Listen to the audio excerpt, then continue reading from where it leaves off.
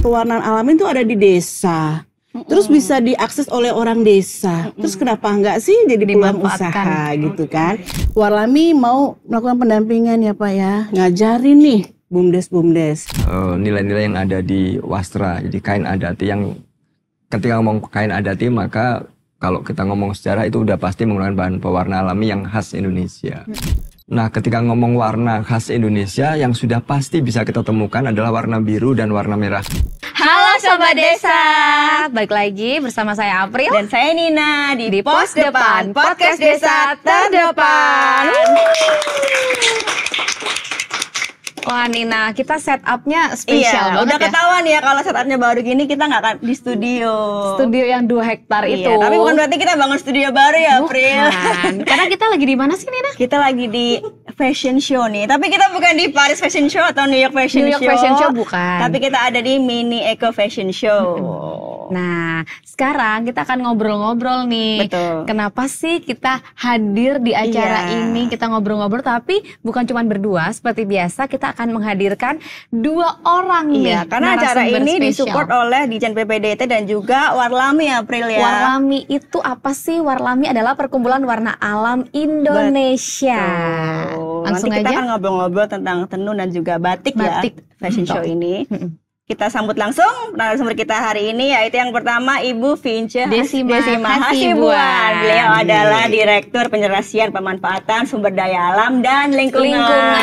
Dijen PPDT. Selain Bu Vince, ada juga Bapak Suroso. Beliau ini adalah Sekretaris Jenderal dari Warlami atau Perkumpulan Warna Alam Indonesia. Halo Bapak. Halo.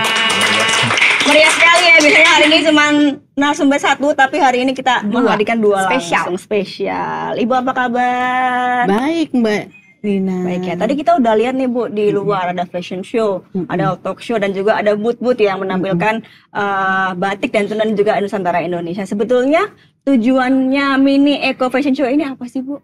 Oke, jadi ini sebetulnya rangkaian kegiatan gitu ya. Apa sih hubungannya Kementerian Desa sama Eco Fashion Show gitu kan? Jadi kami melihat kami mau melestarikan budaya, tapi kami juga pengen ekonominya muncul. Jadi ternyata untuk membuat kain warna alami itu membutuhkan pasta gitu. Kami lihat, kami diskusi sama Warlami, ternyata pasta itu susah di pasaran. Jadi akhirnya pakaian warna alami itu mahal gitu. Oke, sekarang kita karena pohon-pohon pewarnaan alami itu ada di desa. Terus bisa diakses oleh orang desa. Terus kenapa enggak sih jadi peluang usaha gitu kan? Jadi bulan kemarin ya Pak Suroso, kita sosialisasi nih ke seluruh BUMDes. Kita undang semua BUMDes. Kita ceritakan ini loh peluang usahanya pasta alami, berapa untungnya dan berapa akan meningkatkan ekonomi berapa gitu ya. Nah memang kita terima kasih sekali nih Pak Suroso. Sama-sama Bu. Karena pendampingan beliau gitu kan, jadi beliau bercerita waktu sosialisasi. Nah terus setelah sosialisasi itu ya Pak, kita memang meminta mereka bagi yang berminat berapa orang sih gitu. Jadi sudah ada sekitar 30 Pak ya, 30. Nah kami berharap ini ada pendampingan lagi ke desa. Kami berharap Warlami mau melakukan pendampingan ya Pak ya, ngajarin nih BUMDes bagaimana cara membuat pasta, terus pastanya jual. Untuk pemasaran Warlami siap memberi akses ya Pak, aksesnya maksudnya nanti kalau sebelah ini butuh ya sebelah sana ini ya bisa ini. Jadi pemasaran ada aksesnya, peluang usahanya ada, model bisnisnya kita buat ya Pak ya, model bisnisnya bagaimana di BUMDesnya, terus habis itu berharap ekonominya masyarakat desa meningkat. Nah itu hubungannya kenapa kita nih semangat nih mengadakan ini. Nah, kalau seandainya teman-teman semua melihat baju-baju warna alami itu keren loh. Kita harus saukan dong. Tadi kita lihat keren-keren banget. Nggak kuno. Nggak kuno, trendy. Makanya judulnya Ready to Wear. Oke. gitu. Jadi Iya. bentuk harus kerjasamanya tuh ada ya Bu ya, Iya. selain mengangkat fashion show apa itu fashion, tapi juga ada Ekonomi. kolaborasi dari BUMDes, mengangkat potensi desa juga. Tapi saya penasaran nih sebelum nanti kita ke Pak Suroso, masih ke Bu Vince, ide awal sampai akhirnya ada kolaborasi antara Ditjen PPDT dengan Warlami seperti apa Bu? Oke, jadi kan saya sebagai direktur lingkungan hidup ya, Ya. sumber daya alam dan lingkungan hidup, saya tuh merasa kalau Kementerian Desa mengerjakan sendiri kok susah ya, gitu loh. Jadi saya ngajak nih mitra-mitra saya, kan banyak ya mitra-mitra kita yang masih belum tenar ya, sedari lemari gitu ya. Ternyata ada ya mitra kita yang fokus pada lingkungan, kok saya nggak tahu gitu kan? Oh ini akhirnya saya ajak gitu. Jadi sama-sama dong kita mengerjakan pelestarian lingkungan. Yang gitu. padahal ada peluang besar di situ ya Bu ya. Gitu. Jadi anak-anak kecil kemarin tadi tuh pahlawan cilik menjaga bumi. Oh iya tadi ada ya menarik. Bu, anak-anak SD sekolah ikut Iya, hadir di sini. Sebetulnya kita ngundangnya 100. Yang hadir 200, makanya rame kebececeran iya, tadi iya. tuh saya karena gitu. Berarti kan saya pikir Pada semangat. Antusias ya. Ternyata memang pelestarian lingkungan itu bukan bukan saat kita besar, Iya, tapi dari dimulai kecil. dari dini. Bagaimana memilah sampah, Betul. terus bagaimana memanfaatkan sampah organik, sampah yang non organik gitu. Tapi memang harus dari anak kecil gitu. Dibiasakan. Iya, itulah kenapa mengangkat temanya eko ya Bu. Ya. Tadi kita udah bicara Ibu menceritakan tentang potensi desa dan juga kerjasama BUMDes dan lain-lain. Bagaimana kegiatan ini nanti bisa berjalan mendukung upaya pembangunan berlanjutan dan juga pemberdayaan masyarakat desa Bu? Ya dengan kita pertama kan dari ekonominya ada ya, Iya. dapat ya. Terus kita memang saat ini tuh mengundang ibu-ibu PKK. Kan Oke. kalau biasanya menteri desa itu ngundangnya kepala desa gitu ya. Tapi ini Lain ya Bu? lain, kita undangnya ibu-ibu PKK, jadi istrinya kepala desa gitu loh. Jadi yang hadir ibu menteri, yang datang ibu menteri, yang hadir ibu-ibu PKK se-Indonesia Luar gitu. biasa. Tapi memang seneng ya, karena katanya nggak bisa masuk lagi, makanya langsung saya kasih YouTube-nya. Oh gitu. Nggak bisa masuk lagi, Zoom-nya sudah kepenuhan gitu kan. Oh berarti syukur ya gitu loh. Semuanya pada antusias berarti Bu? Ya, alhamdulillah. Mudah-mudahan kalau kita menggerakkan terus lingkungan terus di desanya langsung ikut nih. Ya kan 75.000 desa. Kita pakai YouTube juga, mudah-mudahan nanti bisa didengarkan ulang. Dan Berarti dimanfaatkan. luar biasa banget ya, nggak hanya acaranya offline di depan tadi kita nonton, tapi juga bisa Tapi disaksikan di seluruh Indonesia. seluruh Indonesia karena ada Zoom dan juga YouTube. Oke, tapi Bu saya juga pengen tahu nih apakah rangkaian acara ini merupakan strategi Bu untuk memperkenalkan produk-produk desa gitu ya berbasis lingkungan. Iya, gitu. Memang kita menggelar kegiatan ini supaya potensi desa terangkat, gitu kan. Terus juga juga memang kita ternyata harus ini kita trendinya itu kan harus kita bangun ya. diangkat. Gitu loh. Cara-cara mereka cara-cara desainer tuh kan keren-keren tadi ya. Waduh, saya tuh sampai keren lah. Salut banget. Apalagi Pak? Yang pohon itu Pak, kenapa batik pohon ya? Oh, batik pohon. Saya baru tahu gitu. Ternyata batik itu luas, apalagi motif-motifnya yang bahkan kita sendiri masih ada yang kurang tahu gitu ya. Kadang-kadang kita bertanya, ini ternyata motif dari Indonesia atau dari Ibu tadi kita nyambung sedikit tentang ekonomi kreatif ya Bu. Bagaimana kegiatan ini bisa mendorong kreativitas dari warga desa ini Bu? Nah jadi selain ekonomi juga Warlami itu menyentuh ini ya Pak. Jadi mungkin nanti lebih banyak tanya ke Pak Suroso tuh katanya bagaimana sih ukuran bahan ya Pak. Terus model yang trendy ya Pak ya. Makanya tuh saya seneng banget nih. Kita kayak dapat ilmu baru ya. Jadi orang-orang desa tuh diajarin juga untuk bisa menyesuaikan dengan mode yang saat ini gitu. Maksudnya bukan masalah ininya kan kita pakai pelestarian budaya ya. Cuman bagaimana mendekatkan dengan kondisi yang sekarang itu kan keren. Oke. Gitu. Nah kita tadi udah ngobrol-ngobrol dengan Bu Vince gimana strateginya memperkenalkan acara ini. sebagai produk-produk desa gitu ya. Sekarang kita ke Pak Suroso ya. Gimana sih Pak, bisa diceritakan nggak proses kreatif di balik rancangan busana yang ditampilkan tadi di fashion show? Ya, terima kasih. Jadi sebenarnya apa yang dilakukan oleh saya dan teman-teman Warlami dengan fashion show ini tidak lebih sekedar mengangkat apa yang sudah kita miliki di tradisi wastra kita. Kita sering menyebut dengan kata wastra itu kain adati. Jadi kalau ngomong kain adati di Indonesia itu ada dua yang besar, yaitu batik dan tenun. Semua ada motifnya, semua ada filosofinya, semua ada warna-warna tertentu yang menjadi ciri khas yang tidak dimiliki oleh bangsa asing. Jadi apa yang kita lakukan disesuaikan dengan tujuannya mau apa. Jadi contohnya misalnya batik yang saya angkat, batik pohon dengan warna biru. Sebenarnya motif-motif yang saya tampilkan adalah motif-motif klasik. Ada beberapa motif yang memang boleh dibilang memiliki latar belakang cerita, ada filosofinya. Misalnya kita bicara tentang motif Megamendung. Megamendung itu sebenarnya Megamendung konteksnya bukan mendung itu bukan berarti sesuatu yang kelam, akan gelap gitu, enggak. Megamendung itu artinya hari akan hujan. Ketika akan hujan itu artinya ada harapan bahwa akan ada turun hujan, pertanian akan subur. Ketika hujan anak-anak akan bermain-main seperti itu. Kemudian ada babon angkrem itu diangkat. Artinya bahwa batik-batik itu sebenarnya ada ceritanya. Nah, ketika kita mencoba untuk mengenalkan kepada market yang lebih muda, maka dikemaslah dengan cara fashion yang lebih sesuai dengan aspirasi anak-anak muda. Itu untuk batik. Untuk tenun pun sama.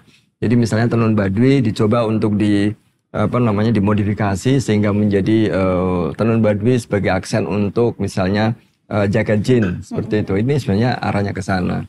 Artinya tidak murni ide kreatif total, tapi melalui fashion yang warna alam tentunya, yang kita angkat adalah nilai-nilai yang ada di wastra, jadi kain adati. Yang ketika ngomong kain adati, maka kalau kita ngomong sejarah itu udah pasti menggunakan bahan pewarna alami yang khas Indonesia. Kira-kira begitu. Itu yang jadi highlight ya, yang dimiliki oleh Indonesia, tidak dimiliki oleh bangsa asing. Dan tadi ternyata si motif ini ada apa ya? Filosofi yang dalam juga ya, padahal nggak cuma kita kalau lihat tuh, ini bagus ya, ini motifnya seperti ini, lucu seperti ya, ini lucu. Cuman itu. Tapi ternyata ada motif, ada apa ya, filosofi dan arti yang dalam. Ada harapan tadi kata Pak Suroso ya, betul. betul. Pak Suroso tadi Bu Vinci sudah menjelaskan bahwa yang dipakai ini pewarna alami yang cukup mahal ya Bu ya, untuk dipakai untuk di tenun dan juga di batik. Apakah tadi semua fashion yang ada di depan itu yang ditampilkan, apakah semuanya memakai pewarna alami atau ada campurannya Pak? Pasti hanya menggunakan pewarna alami. Pasti semuanya ya. Jadi memang Warlami ini organisasi non-profit dan semua pelaku di dalamnya ini berusaha untuk bagaimana supaya pewarna alam ini kembali digairahkan. Karena kalau kita ngomong wastra, kain tradisional, tidak akan mungkin itu bahan-bahannya dari luar. Nah, pewarna alam ini di desa itu hampir dari Sabang sampai Merauke itu ada entitas wastra, apakah batik atau tenun. Nah, di Warlami ini memang hanya bisa aktif di Warlami, hanya akan kita akui sebagai anggota Warlami ketika menjadikan pewarna alam sebagai warna produk wastra atau fashion misalnya, yang digunakan oleh setiap anggota atau pelaku di dalamnya. Ada contoh nggak sih Pak, misalnya warna hijau ini asal dari mana gitu, atau ya, warna biru dari mana gitu? Iya, sebenarnya kalau ngomong Indonesia itu kami menyebutnya super biodiversity. Kita tuh punya keragaman bahan pewarna alami dari tumbuhan yang sangat beragam. Nah, ketika ngomong warna khas Indonesia yang sudah pasti bisa kita temukan adalah warna biru dan warna merah. Jadi kalau kita ngomong dimanapun di situ ada tenun, bisa dipastikan bahwa di sana masih ada atau pernah ada pewarna biru dari indigo atau warna merah dari akar mengkudu. Nah, kemudian setiap daerah punya variannya masing-masing. Di Jawa misalnya itu mengkudu pernah digunakan, tapi sekarang udah jarang digunakan. Warna biru sampai sekarang masih digunakan. Sogan di batik itu masih tetap digunakan. Dan di luar Jawa, tenun-tenun tradisional kita sampai sekarang sebenarnya masih ada jejaknya menggunakan warna variatif alam. Ya. Jadi kalau ngomong soal ciri khasnya, hampir semua daerah punya warna tersendiri sebenarnya, tetapi di daerah tertentu ada kesamaan. Mengkudu dan indigo ini warna merah dan warna biru. Ini ada beberapa titik hampir sama. Di NTT hampir semua mengenal indigo dan akar mengkudu. Di Dayakiban juga mengenal dua warna tersebut. Di beberapa daerah juga masih ada jejaknya, tapi ini yang sedang kita coba untuk garahkan kembali supaya kembali digunakan. supaya nggak cuman asal beli karena ini kita juga harus tahu gitu ya. Ini motifnya seperti apa, artinya seperti apa, biar lebih paham gitu ya. Sebenarnya warna alami juga kita dari kecil udah mengenal ya. Kamu pernah gak sih mainan ibu kita dulu kalau mainan kutek-kutekan pakai buah-buah apa ya itu yang ada daun-daunan gitu. Iya, itu juga. Jadi ternyata jadi kayak potensinya besar ya. Jadi kita sebenarnya dari kecil udah diperkenalkan ya dari permainan tradisional gitu ya. Tapi Pak, untuk mungkin sebagian orang yang belum tahu gitu ya Pak ya, perbedaan dari warna alami dengan pewarna kimia itu seperti apa sih Pak? Iya, kami sebenarnya tidak pernah membuat pernyataan itu sebagai warna kimia. Kalau ngomong kimia, air pun kimia kan H2O itu ya. Hanya pewarna alami dan pewarna sintetis. Ya. Sebenarnya tidak ada bahan pewarna apapun yang tidak diambil dari sumber daya alam. Hanya saja untuk pewarna yang kita sebut sebagai sintetis itu sudah melalui proses yang proses teknologi yang lebih panjang, dan ini yang kadang-kadang tidak selalu baik. Kadang-kadang ada akses tertentu karena prosesnya sendiri kadang-kadang kurang ramah lingkungan. Kemudian limbahnya juga kadang-kadang memiliki akses yang tidak baik untuk lingkungan. Nah, sementara pewarna alami ini pewarna-pewarna yang pengambilannya relatif praktis dengan cara-cara tradisional yang tidak ada rekayasa yang melibatkan teknologi modern. Tidak mengganggu lingkungan. Ya, otomatis tidak mengganggu lingkungan karena beberapa pewarna justru itu merupakan jamu. Misalnya pewarna hijau yang kombinasi indigo dengan kulit buah jalawi. Kulit buah jalawi itu di Jawa sebenarnya justru salah satu jenis jamu untuk wanita, misalnya seperti itu. Nah, kemudian ada beberapa bahan yang diambil dari kulit-kulitan, itu membuatnya juga sesederhana seperti merebus jamu. Nyaris tidak ada ekses yang buruk terhadap lingkungan.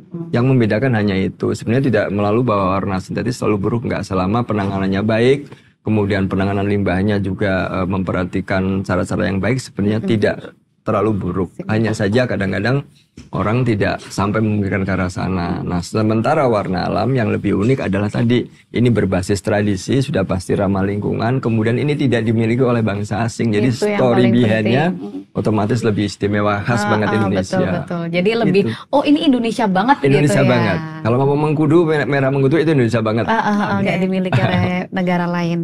Tadi Pak Suroso sudah cerita sedikit tentang warna yang didapatkan misalnya di NTT atau di Jawa. Tapi memang semua desa itu memiliki potensi akan potensi warna itu, atau ada di daerah tertentu saja Pak yang ada? Ada beberapa jenis tanaman yang memang bagus di kondisi geografis tertentu. Berarti tidak semua ya? Tidak semua, tetapi ada salah satu jenis tanaman yang mungkin hampir bisa tumbuh di mana saja selama ketinggiannya tidak lebih dari 1.600 meter di atas permukaan laut. Warna biru indigo baju yang saya pakai ini, indigo itu bisa tumbuh dari 0 meter di atas permukaan laut sampai dengan 1.600 masih bagus. Nah, ini artinya di mana kalau kita ngomong misalnya desa, tinggal dilihat saja selama desa itu ketinggiannya tidak lebih dari 1.600 sudah bisa dipastikan kita bisa tanam pewarna indigo di situ.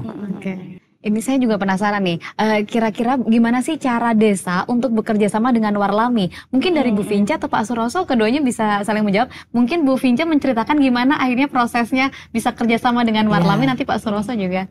Ini kan memang kita penjajakan ya Pak ya, gitu. Memang kita sudah mulai gitu ya. Memang butuh ini ya Pak ya. Butuh kolaborasi terus ya Pak. Saya dan Pak ini gitu loh, karena kita sudah punya model bisnisnya, tapi memang kita belum ke lapangan gitu ya. Kami berharap mungkin kita bisa ya Pak ya, kalau seandainya ada sponsor kita lebih ini lagi ya Pak, kita mungkin akan sama-sama mencari ya. Kami berharap tim Warlami bisa ke lapangan gitu. Dan kami dari segi tata kelolanya ya, sebetulnya kan BUMDes kan sudah ada tata kelolanya. Cuman bagaimana si BUMDes ini membuat unit usaha pasta itu yang sebetulnya kami akan dorong. Nah, sedangkan Warlami dari sisi ke lapangannya ya, mengajari gitu ya, teknisnya gitu. Memang harus kolaborasi, kita nggak bisa sendirian sih, ya Pak ya. Gimana Pak Suroso, mungkin ada tanggapan? Iya, kalau ngomong soal wastra atau kain adati atau kain tradisional, apalagi pewarna alam, di atas 90% pelakunya itu ada di desa.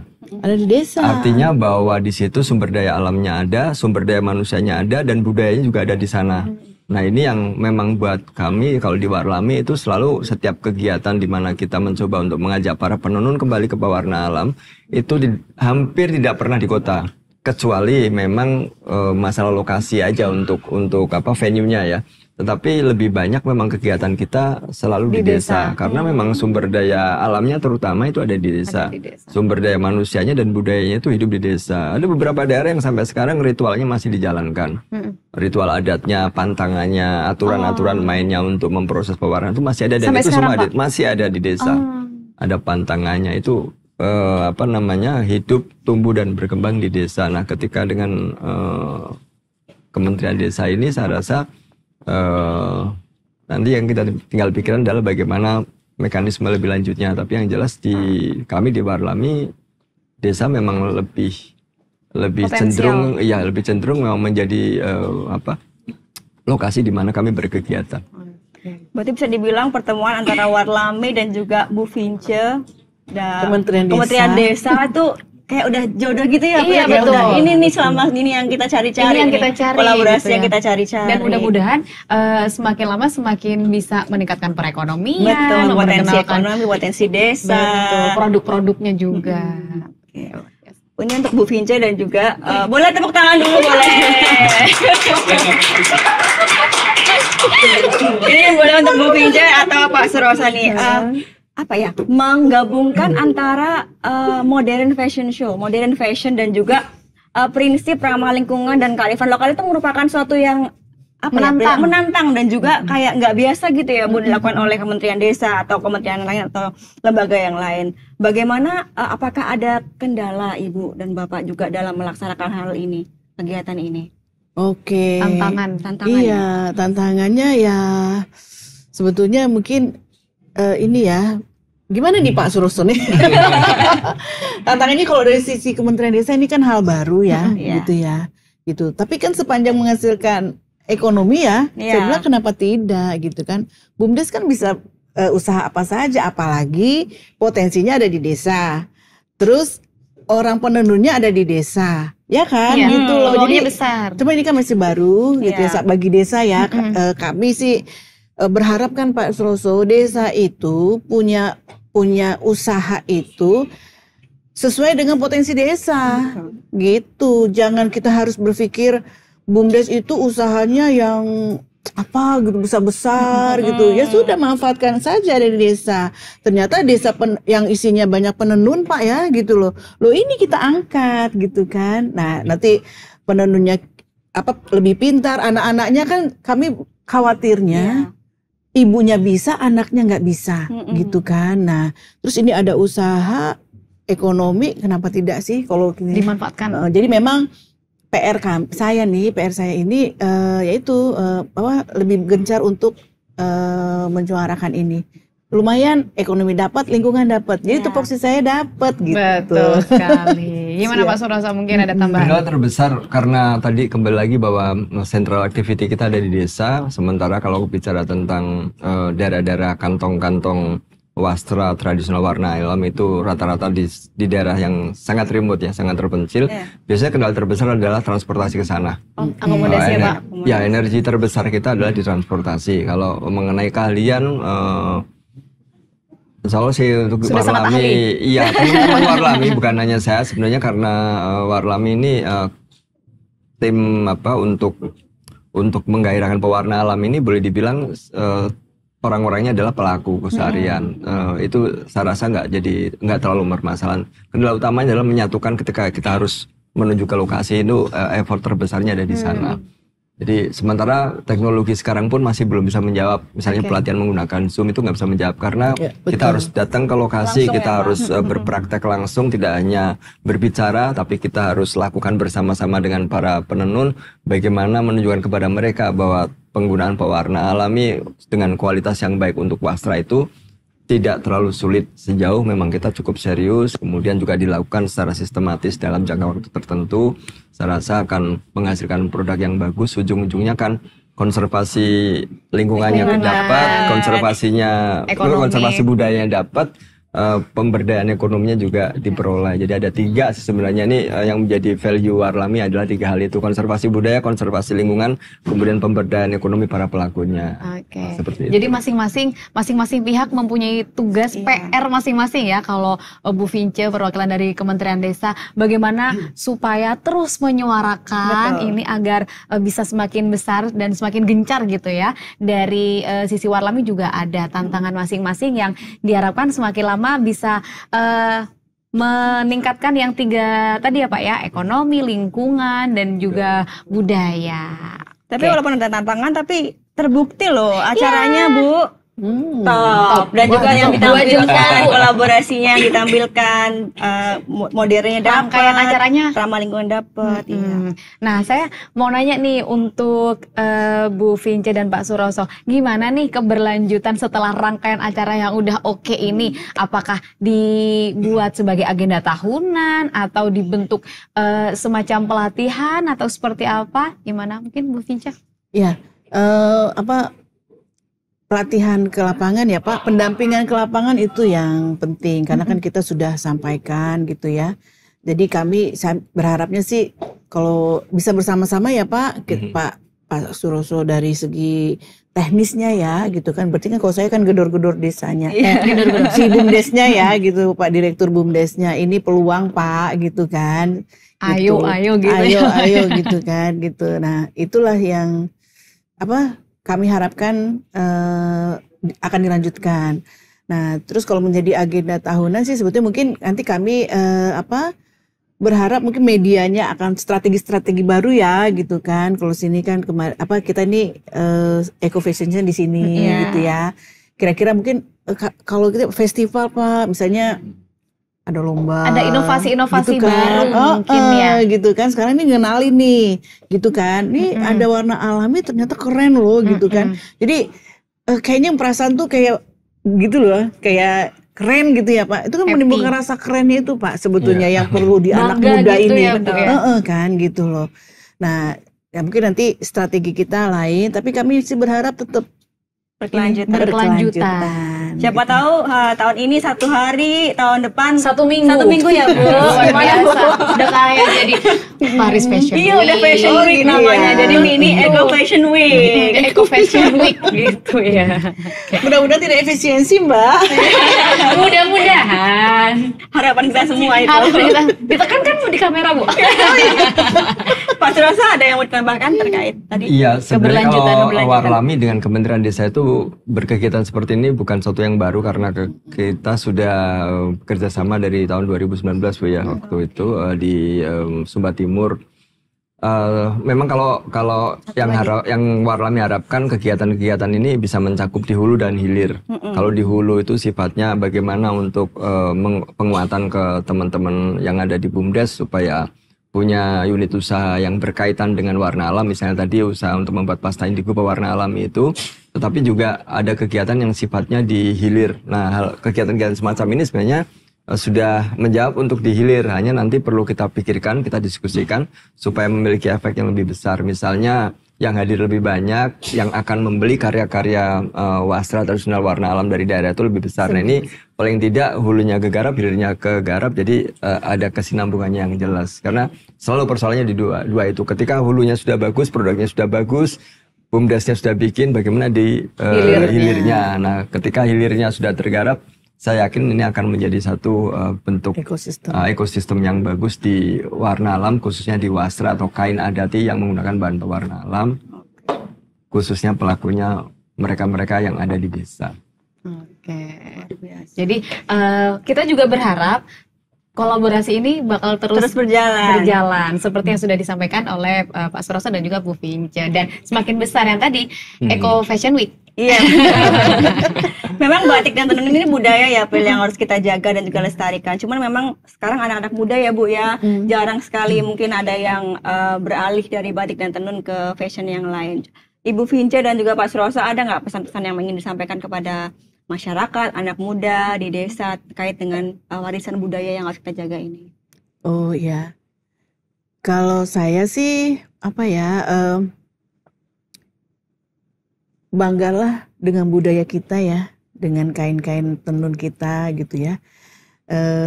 Merasa keren lah dengan budaya kita yang ada gitu. Kalau mungkin saya kan Batak ya, gitu kan. Jadi saya tuh kalau pakai ulus tuh Bangga jadi orang ya, Batak ya, seperti Bu. itu.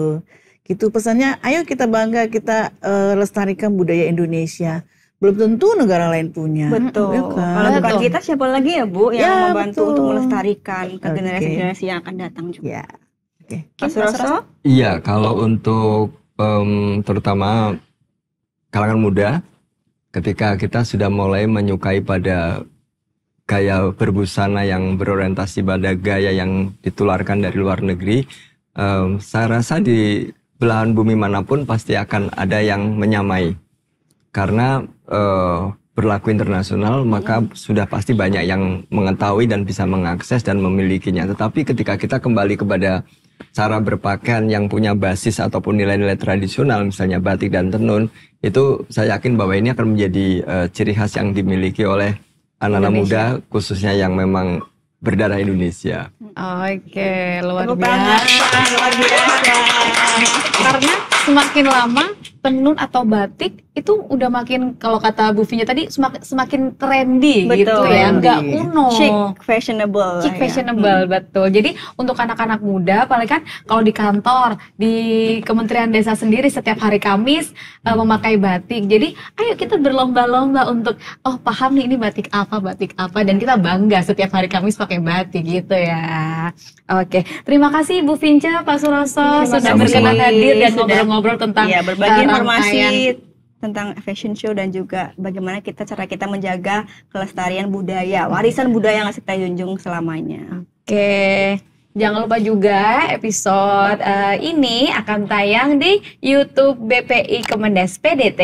Oke, teman-teman, sobat desa jangan lupa agar selalu like, Komen subscribe, dan juga share dan juga klik lonceng merahnya. agar bisa langsung nonton pos depan. Nah, kalau warga desa juga pengen ada pertanyaan atau ada tema-tema menarik gitu ya, langsung bisa tulis di kolom komentar. Akhir kata, saya April. Saya Nina. Saya Vince. Saya Suroso. Kami pamit undur diri. Sampai jumpa di episode selanjutnya. Bye-bye. Pos Depan, podcast desa terdepan. Desa terdepan, unggul.